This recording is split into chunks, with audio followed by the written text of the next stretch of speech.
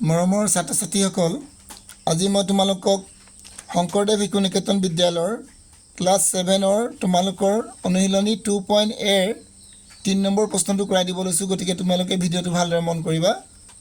ইয়াৰ আগৰ ভিডিঅ'ত মই তোমালোকক 1 নম্বৰ আৰু 2 নম্বৰ প্ৰশ্ন কৰাই দিছিলোঁ।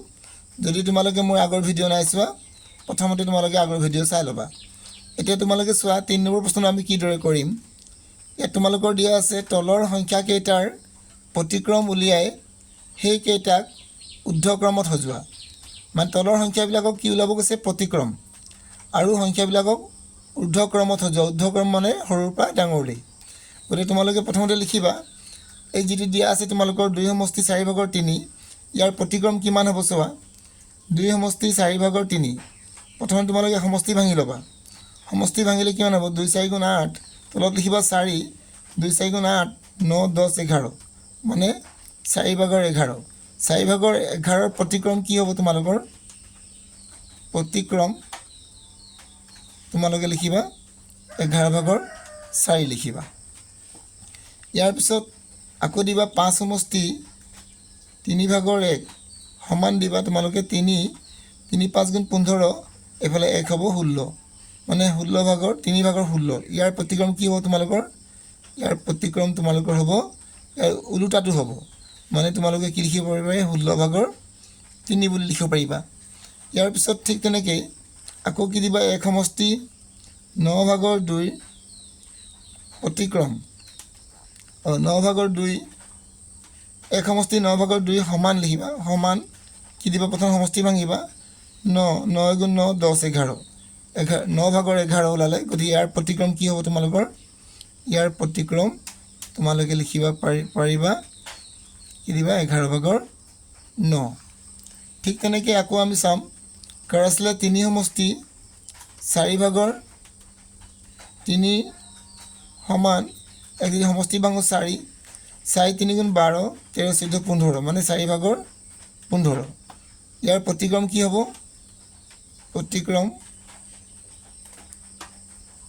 ইয়াৰ প্ৰতিক্ৰম সমান কি হ'ব তোমালোকৰ? 15/4 দিবা 4। ঠিক তেনেকৈ আৰু এটা আছিলে তোমালোকৰ 4 সমষ্টি 2/1, ইয়াৰ সমান কি দিবা তোমালোকে? 2/, সমষ্টি ভাঙিবা 2, তলত দিবা 2 4 গুণ 8 9, ওপৰত 9। ইয়াৰ প্ৰতিক্ৰম কিমান হ'ব তোমালোকৰ? প্ৰতিক্ৰম হ'ব তোমালোকৰ 9/2। এতিয়া তোমালোকে এটা কথা মন কৰিবা, ইয়াক কি কৰিব কৈছে? সৰুৰ পৰা ডাঙৰলৈ সজাবলৈ কৈছে।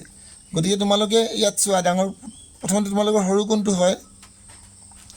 ইয়াত দিছে 2 সমষ্টি, ইয়াত দিছে 1 সমষ্টি, ইয়াত দিছে 3 সমষ্টি, ইয়াত 4 সমষ্টি, ইয়াত 5 সমষ্টি। আমাৰ কোনটো সৰু হ'ব? 1 সমষ্টি 9/2, এইটো সৰু হৈছে। গতিকে এইটো যদি সৰু হৈছে, তে চবতকৈ ডাঙৰ কোনটো হ'ব? আমাৰ প্ৰতিক্ৰমত কি হ'ব? সদায় ডাঙৰটো হ'ব। গতিকে এইটো ডাঙৰ হয়। ডাঙৰ কোনটো হৈছে আমাৰ চাই লওঁ। ডাঙৰ হৈছে তোমালোকৰ কোনটো? 5 সমষ্টি 3/1, এইটো ডাঙৰ হৈছে। গতিকে তাৰ প্ৰতিক্ৰমটো কি হ'ব? সৰু হ'ব। গতিকে তোমালোকে সৰু কোনটো লিখিবা? এইটো এতেকে লিখিবা। এতেকে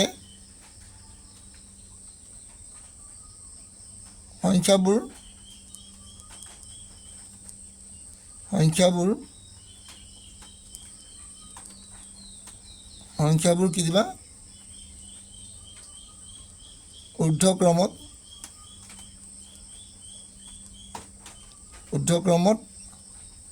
হ'ব। কি হ'ব চাই লওঁ ঊৰ্ধ্বক্ৰমত। ইয়াত ডাঙৰ সংখ্যাটো তুমি এইফালে সৰু হ'বগৈ, মনত ৰাখিবা। গতিকে ডাঙৰ সংখ্যা আমাৰ 5 সমষ্টি 3/1 আছিলে। গতিকে সৰু কোনটো হ'ব? 16/3। গতিকে তোমালোকে লিখিবা 16/3 হ'ব। তাৰপিছত ডাঙৰ কোনটো আছিলে আমাৰ? 4 সমষ্টি। গতিকে এইবাৰ কোনটো হ'ব? সৰু কোনটো হ'ব তেনেহ'লে? 9/2টো কি হ'ব আমাৰ? 9/2টো কি হ'ব? সৰু হ'ব। তাৰপিছত ডাঙৰ কোনটো আছিলে? তাৰপিছত 3টো ডাঙৰ আছিলে। গতিকে এইটো ডাঙৰ যদি হয়, তেনে আমাৰ এইটো সৰু হ'ব। 15/2 কি দিবা? 15/4। তাৰপিছত আমাৰ এইটো ডাঙৰ কোনটো আছিলে? 2 সমষ্টি 4/3। গতিকে এইটো দিম আমি কিমান? 11/4 কি দিম? 11/4 হ'ব। গতিকে 11/4 কি দিম? ইয়াত 11/4 লিখিম।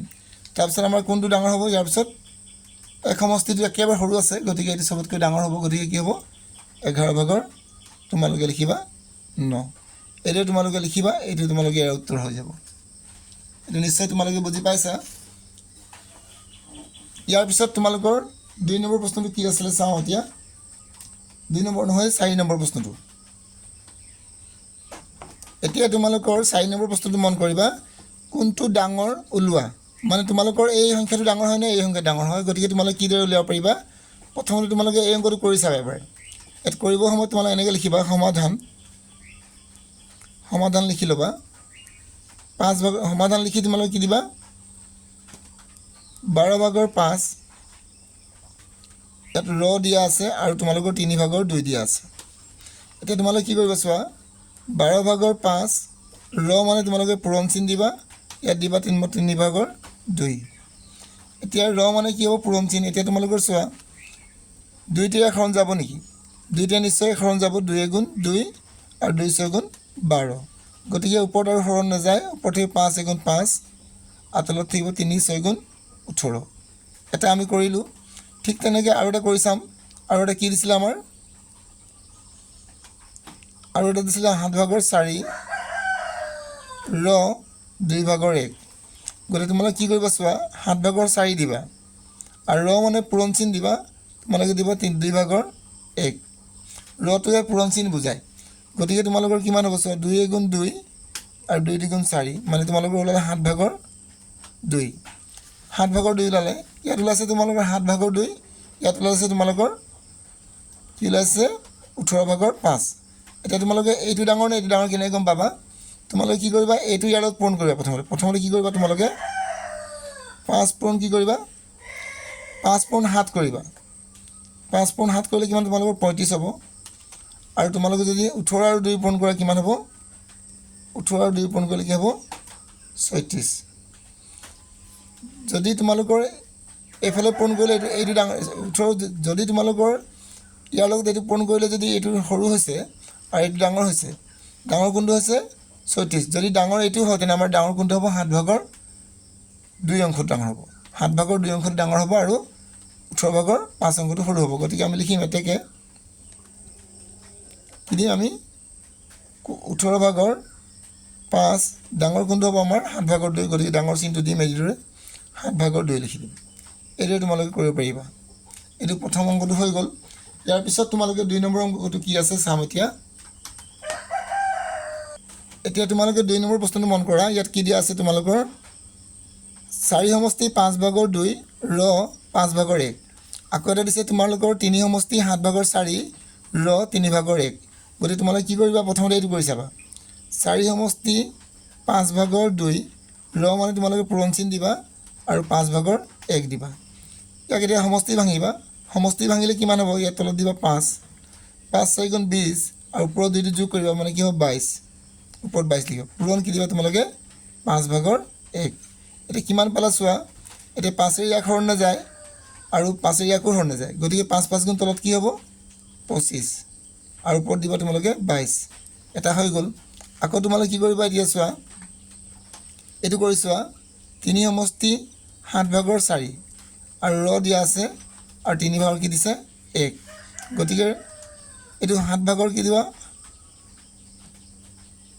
7 এইটো তলত দিলোঁ 7 7 3 গুণ 21 21 আৰু 5 4 যোগ কৰিলে 25 হ'ব গতিকে 7 ভাগৰ 25 লিখিবা আৰু ৰ মানে তোমালোকে পূৰণ চিন দিবা 3 ভাগৰ 1 দিবা এতিয়া তোমালোকৰ কিমান হ'ল চোৱা 3ৰে আমি 25 হৰণ কৰিব নোৱাৰোঁ আৰু 7ৰে আমি কাক হৰণ কৰিব নোৱাৰোঁ 25কো নোৱাৰোঁ 1কো নোৱাৰোঁ গতিকে 3 7 গুণ কি হ'ল 21 আৰু ওপৰত হ'ব তোমালোকৰ 25 এতিয়া ডাঙৰ কোনটো হ'ব তোমালোকৰ চোৱা এইটো ডাঙৰ হ'ব নে এইটো ডাঙৰ হ'ব আমি তাৰ কাৰণে কি কৰিম এই 21টো ইয়াৰ লগত পূৰণ কৰি চাম কি পূৰণ কৰি চাম চোৱা 22টো কাৰত পূৰণ কৰিম 21ৰ লগত কিমান হ'ব পূৰণ কৰিলে 21 পূৰণ কৰি চাবা তোমালোকে কি পূৰণ কৰি চাবা চোৱা 22 আৰু 21 2 গুণ 2 2 গুণ 2 2 গুণ 4 2 গুণ 4 মানে 2 160 464 ওলালে কি ওলালে 462 ওলালে আকৌ তোমালোকে কি 25 আৰু কি পূৰণ কৰিবা 25 গতিকে তোমালোকে লিখিবা 25 পূৰণ 25 কি হ'ব 25 25 পূৰণ কৰিলে 625